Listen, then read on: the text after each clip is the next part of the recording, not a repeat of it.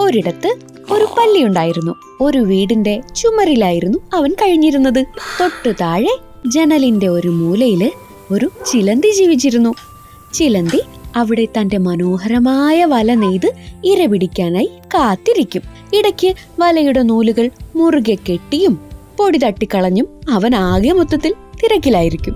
ഒരു ദിവസം തിരക്കൊഴിഞ്ഞപ്പോൾ ചിലന്തി പല്ലിയെ വിളിച്ചു. എടോ പല്ലി, താൻ എപ്പോഴും എന്താ ഈ ഉത്തരത്തിൽ തന്നെ പറ്റിപ്പിടിച്ചിരിക്കുന്നത്? ഇടയ്ക്കൊന്ന് താഴെ ഇറങ്ങി വാ, നമുക്കിവിടെ കുറച്ചു നേരം മിണ്ടിയും പറഞ്ഞൊക്കെ ഇരിക്കാലോ. ഇത് കേട്ട് പല്ലി ഗമയില് മറുപടി പറഞ്ഞു.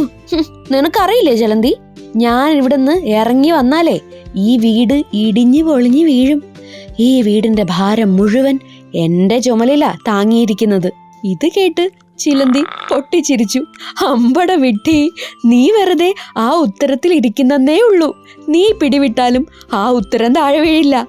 വെറുതെ ഓരോന്ന് പറയല്ലേ.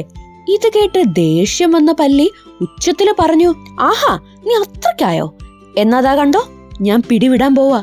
അപ്പോ അറിയാം ഇതിന്റെ പ്രശ്നം. ചിലന്തി അരുതേ എന്ന് പറയുന്നതിന് മുൻപ് പല്ലി പിടിവിട്ടു. ദേ, തലയും കൊത്തി താഴെ വീണില്ലേ.